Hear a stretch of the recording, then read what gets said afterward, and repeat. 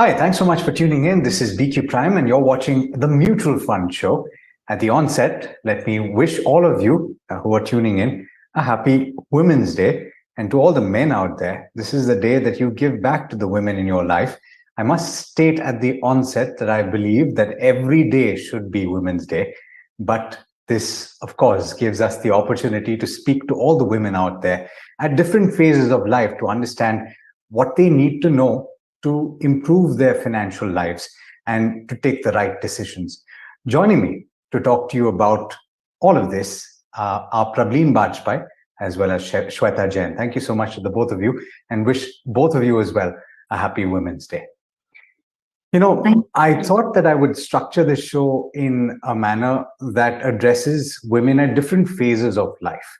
One, the woman who is joining the workforce, you have a lot more now than even 20 years back. And I think this is a stage where they can do so much to establish themselves and to set the right context for the rest of their lives. So that's one. The second is the woman who has decided to expand her family, possibly to have a child. What is the kind of advice that you would give at that stage?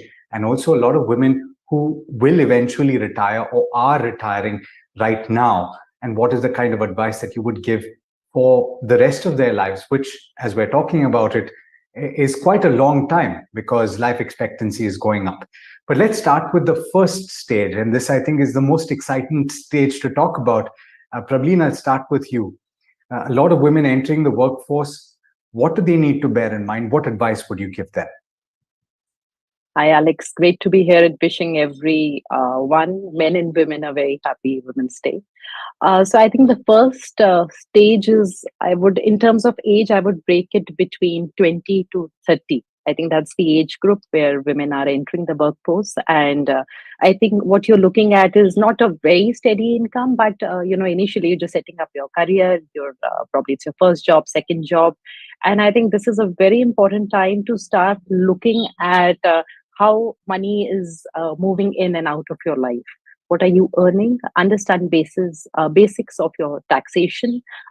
Then, of course, tab on what expenses you have. So basically, the whole process of budgeting, which is slightly a boring drill, but I think that's really important to know what's coming in and what's going out. And I think that sort of gives any person, a man or a woman, actually a very crucial inputs on how to plan things ahead. And this is a good starting point. And I think the first few things which women should start doing first is, I think, create a buffer for themselves in terms of, we always say a contingency fund and an emergency fund, but I feel the requirement of a buffer fund is way more for women. So I think that's the first thing. And of course, like any professional, they need to look at their long-term goals, medium-term goals, and start their planning process.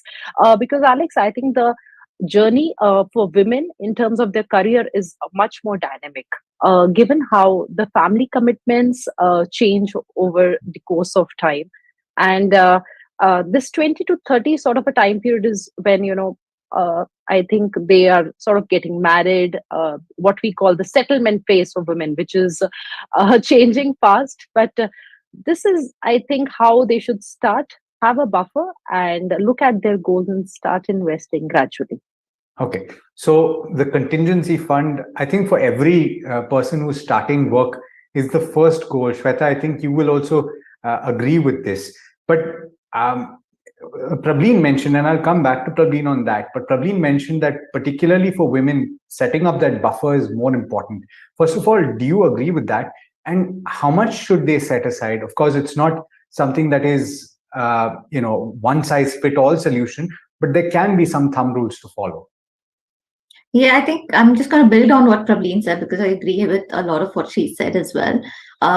So I think emergency fund or creating a buffer for women is really, really important, and much more important than men, because the career graph is not like a linear graph, which happens with men, right? We take breaks, whether it's to take care of children or start a family or even take care of senior citizens at home. That's while you're building careers, and it's a crucial time, that's also a crucial time to be the primary caregiver role that is naturally come to us. I won't say it's thrust upon us, but I think it comes very naturally to us as well. And it's something that we want to do, not just we need to do, we want to do some of these things. So creating that buffer is really, really important. Now, how much of that, I think, depends on each one's family situations, how much one's earning. But I would go back to her building on the budgeting thing, because these are crucial stage to build habits. And I think budgeting gives you that flexibility that you will need later on in life.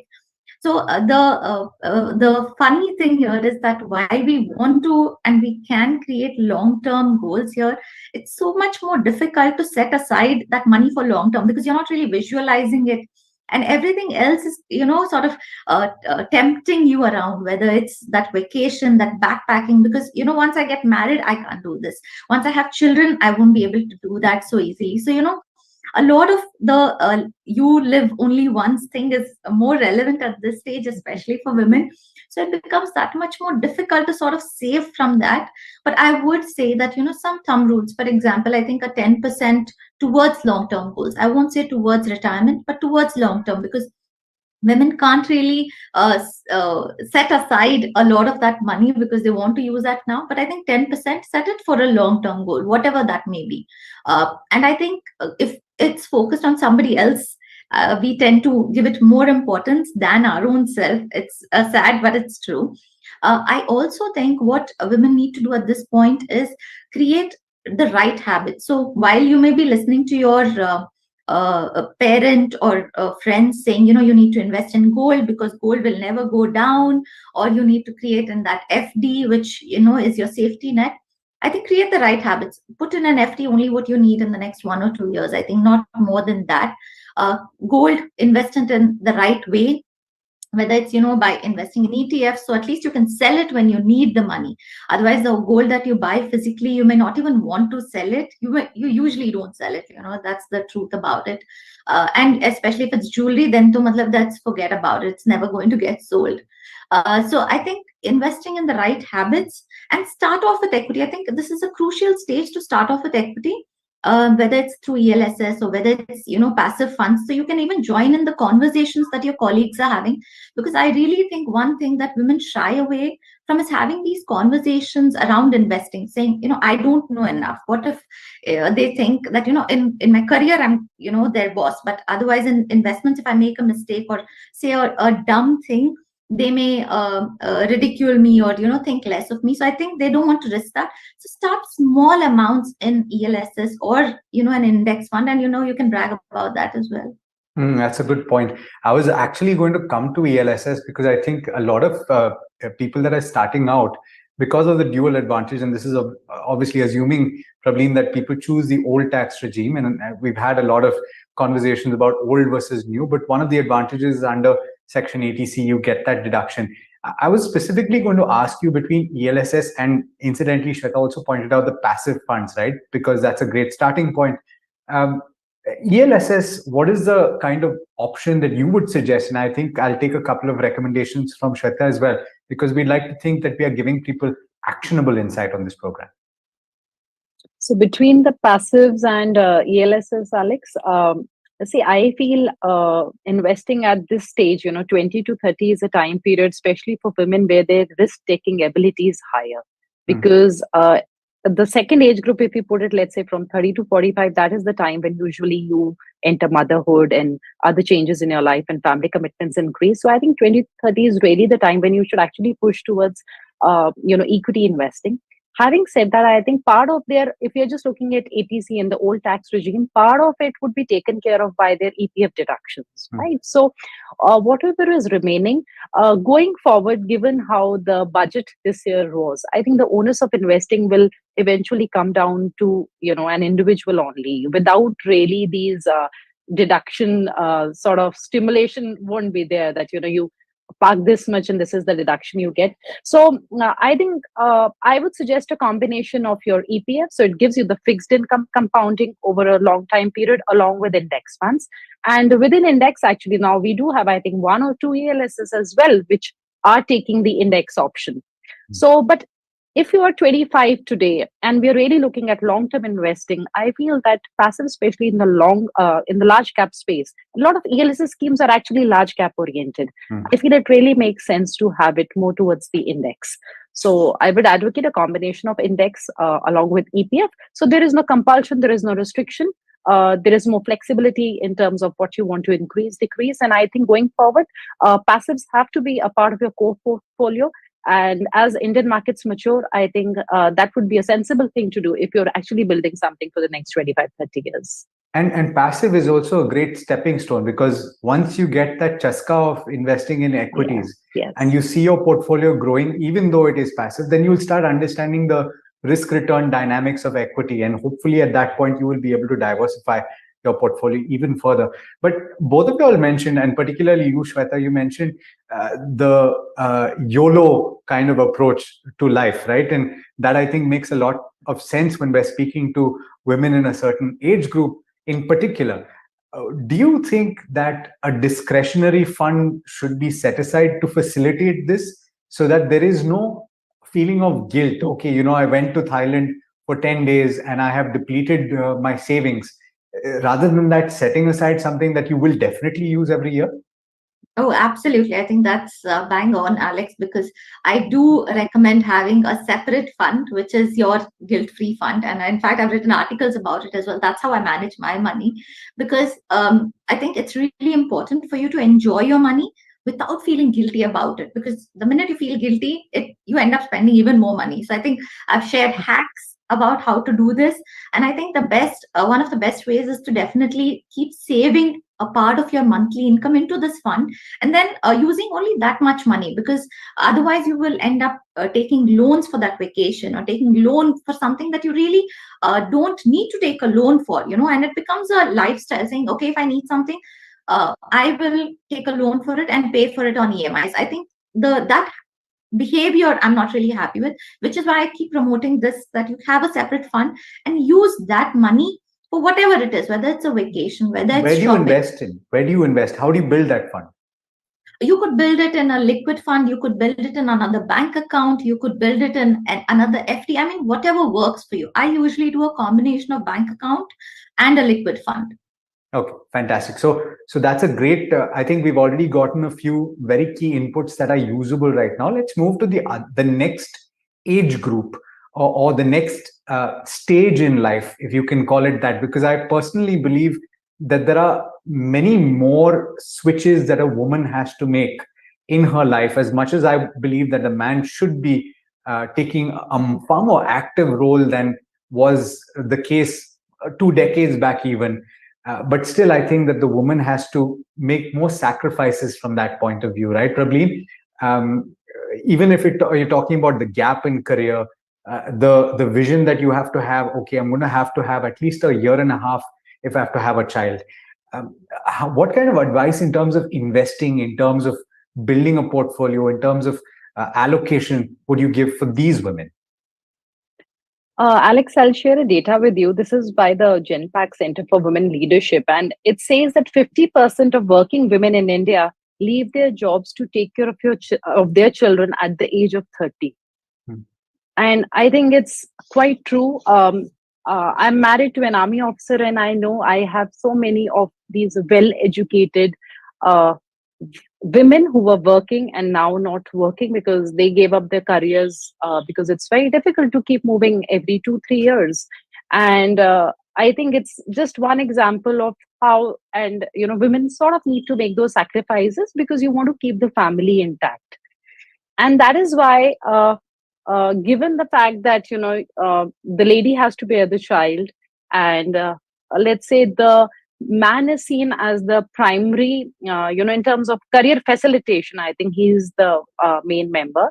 And given all of these, combined together, and our own biological clock, that we want to be with the child, or we want to spend more time when your child is young, I think, putting all of this together, I think number one is that, as I said, that, the buffer has to be really big. So I have been talking to few women who are now, wanting to have kids, who are working. Somebody's Bangalore based, somebody's, Bombay based. And I think they've they've understood this thing that, now they're used to their own money. They have certain investments, but they want to have that continuity, and that continuity with having your own money, to be able to continue with your investments, continue with probably, you have a car loan by then, is only possible when you have that additional corpus where you are able to ensure that it's not only 1.5 years, but I would say minimum 2 to 3 years of money is there with you, that you can manage that lifestyle.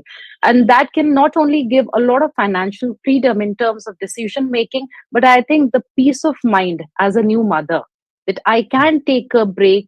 It's okay to, extend my maternity maybe without pay or other options. And another very important thing, Alex, is that a lot of women, once they become mothers, and me included, I think, we start looking for options where maybe we can look at a part-time role, or roles where we are looking at entrepreneurship, so that we can have the flexibility of ours. And all of this, the truth is that you need money for it. So I think for women, before they set into this phase, I think it's very important to have a decent sizable corpus set aside to be able to tide over, all of these life changes. So this should be, and I want to quantify, or I want to qualify this, because what I'm getting from this is that this should ideally be a financial goal that you work Yes. towards in that first decade that you're working in. And Absolutely. I say this not as an eventuality, and that's why I'm qualifying it. You may decide to not have a child, but you still have that money that you've set aside that you can perhaps use for another goal. So Absolutely. So one first question is, how do you allocate towards that to build that? I would assume that you want to take advantage of equity over a period of time and then make that shift whenever you have to. And what is that transition that you make, Prableen? And then I'll come to you, Shweta. So I feel, Alex, depending on your age. So if you're starting your career at 22, 23, you have a slightly longer period ahead of you. So a higher combination of equity can be there. But I would still advocate this should be a mix sort of a fund. So maybe a category where you actually have part equity and part debt exposure. So something like a hybrid category or balanced advantage fund can be fine. If you have a 5-ish year, a plus horizon. But if you have lesser than that, then I feel it's better to just park it in, a debt fund or via a monthly SIP. So it can be, we've just triggered something, she's planning, and we've planned to set aside 30,000 for her in a debt fund on a monthly basis, just to build up this corpus over the next 2 years. So I feel if you don't have too much of time, then it would be a debt fund. If you do have 5-year-ish, then also a combination. I would not say pure equity. Pure equity, like Shweta suggested, I think you plan for it, but maybe the percentage can be less, and that you keep untouched. Let it compound. I will come to you, Shweta, but in the meanwhile, Prableen, if you're talking about hybrid, I would like to come back to you to ask for a couple of options that people can consider. But Shweta, you're both working moms from that perspective, right? And I think more than anybody else, you would be able to give the best kind of advice to people that are perhaps contemplating it or are in that moment right now. So what kind of advice would you give, Shweta? So I think I have a toddler at home. So my older son is 12, my younger son is 2. So I have a huge gap between the two of them. So the kind of expenses that we've seen for the first one and the second one, let me tell you, very, very different. I think also because when we had the first one, we were young, and now we are slightly more settled. We have our own home. So the kind of expenses that we have on the second child is very different. So from that perspective, I think I did not imagine or anticipate that how expensive this child is going to be honest. Because at the first child, I think it's more excitement. At the second child, it's now more saying, this is my last child. So, I want to fulfill all my sort of goals, dreams, whatever, or live vicariously through him, right? So I think it's also aspirational for parents to spend on their children, whether it's, buying toys or high chairs or any sort of, equipment that you will use only for a few months even. But it's the kind of pampering that you will see that just this generation is doing, which we have not seen in the past generations, to be honest. And I think that needs a lot of money more than anything. So from my perspective, I can share that, for the first child, I had set aside 2 years of my own expenses and made sure that my spouse was on board, that, I may not want to go back to work for 2 years. For the second one, the conversation was a little more different, saying, I want to spend X amount of money. While now I'm an entrepreneur and there is a regular income coming in, whether I work or, put in lesser hours, but the kind of expenses I want to have is this. Are you comfortable with that? Because now it's a family decision, right? And what impact will this have on the older child? Will it, if any? Because I remember when we announced our pregnancy to the older one, his first question was, will you change my school? That was his Okay. only question, because he goes to an international school. So whenever earlier, I realize now or after, we would have always discussed saying we cannot have a second child due to financial constraints or whatever, So it's also conversations about money that the family is involved in. So what kind of expenses you want to sort of have, whether it's aspirational or whether it's, only child, last child, whatever you want to name it. I think it's really important for the couple and the family to discuss these expenses. Because if my husband is not on board, then I cannot be living on debt, which I have to tell you, a lot of people are not having these conversations. I remember having a conversation with a young mother saying, I feel so guilty that I'm spending all this money while this is my money and she's spending her money. While this is my money, I am not telling my husband any of it. I'm just spending. Anytime I feel upset or excited, I'm spending money. And I'm buying all of these toys and filling up the house. So a lot of these conversations are really important. And I think the kind of money that you have, whether it's equity, whether it's debt, how you're going to fund these on a regular basis if you don't have an income coming in, I think very, very crucial, because you do not want to compromise your future, whether it's your goals or your child's goals, for something that you may have, easily avoided, right? So these expenses are really big, especially when you have a child or a baby, something, the cost goes up, I think, two times or three times. So make sure that whatever expenses you're having today, it's a part of something that you're planning for. And as a conversation, it's really important. Okay. Gentlemen, I hope that you're listening, and this is very important because you need to have these conversations. You need to be open to having these conversations as well, which is, I think, the most important thing. And as a second child, I was never spoiled. I always got my sister's hand-me-downs. I guess that has changed. Let's talk about the last stage, because I personally think that this is a stage that is not spoken about very often. Women, it's a fact. Women have a longer life expectancy than men. This is widely written about. But then, are we really planning for 20 plus 30 years of post-retirement life, Prableen? And how do you plan for that? I think I'll also go one stage before this, Alex. Two things here. I think that, initially when women started to work in the whole child thing and all, what we are seeing is a huge society, a change in the society. With number one being the number of unmarried women has really risen. Second, I think the number of divorce rates. So even before retirement, there would be a lot of women who actually have to start really, seriously looking at how they would be managing themselves in the final stage of life, which you're saying post retirement. Because for a lot of working women, I think it's still that combination of where, husband and wife together are going to sort of, help meet those goals. But for women who are already in that stage where you're looking to now manage your monthly income via a corpus, I think women also I think they have a lot of clarity when it comes to how they want their money to be. And one part of it, I think, should be your fixed income sort of options like the RBI bonds, where there's surety, there's guarantee. And because you have that 20, 30, 35, 40 year also in front of you, you don't know, considering the longevity, you have to have the equity option. So I think part of it has to be in a fund where maybe you are doing a systematic withdrawal, also to bring in more tax efficiency for the final corpus that you have in managing your monthly income. Okay, Shweta, any points? And then I'll come back on recommendations and suggestions for schemes. Yeah, so I think women start to think about retirement a little during that 40s stage for sure. So they have to figure out how much corpus they would need, where they are falling short of, if any, and if they need to extend their career. I think these are calculations and conversations that they need to have at that point, because you can still delay your career or delay your retirement.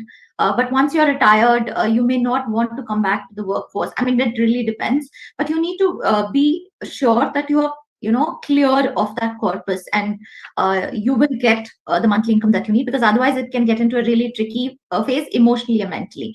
The other part is, I think, definitely look at how you're going to generate that cash flow. But remember that it's still 20, 30 years of cash flow. So equity component initially needs to be high. So while you're retiring, I don't think you need to withdraw everything from equity and put it into debt or safe products or under your mattress for that matter. You need 30 years of cash flow. So you need to make it grow. So I think a good, decent amount of corpus you still need in equity. I would even go to say as much as 30 to 40% still need to be in equity, because it needs to grow. And the rest of it could be a combination of SWPs, which is systematic withdrawal plans. It could be a monthly or quarterly income that is coming from something like a senior citizens bond or a post office monthly income scheme, because these are comfortable names that you are sort of and others peers are also talking about. So I think these are comfortable names, but you need to have the SWP going. I certainly feel very strongly about that, and you need to have a decent amount in equity for sure. Okay, so a couple of points then, and then we'll go into recommendations. But Prableen, I think a lot of people receive funds, right, on the demise of their partner. Women receive a large corpus, and perhaps they don't know what to do with this. So I guess that they would have to follow what Shweta has just said, which is to keep a certain amount, whether it was being done before or not. That 30%, 40% needs to be in equity. But you mentioned earlier, hybrid is an option that you consider in the second phase. So would you like to give a few suggestions as to what can be looked at? And then also in the last phase where you're talking about equity schemes, are you still saying passive is the way to go? So for recommendations within hybrid, Alex, I would say, the hybrid scheme, aggressive hybrid, where you have 65% in equities and 35% in debt. That is a decent category to be in. HDFC, Mirai, they have decent funds.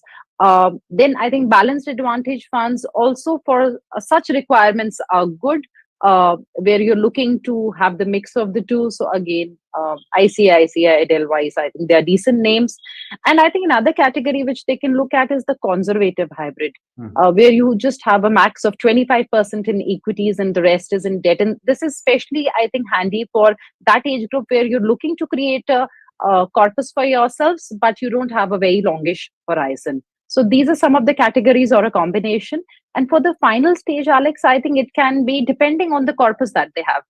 I have come across cases where, everything really needs to be deployed and then you start getting something out of it. So it depends on the situation. How much of a monthly requirement do you have?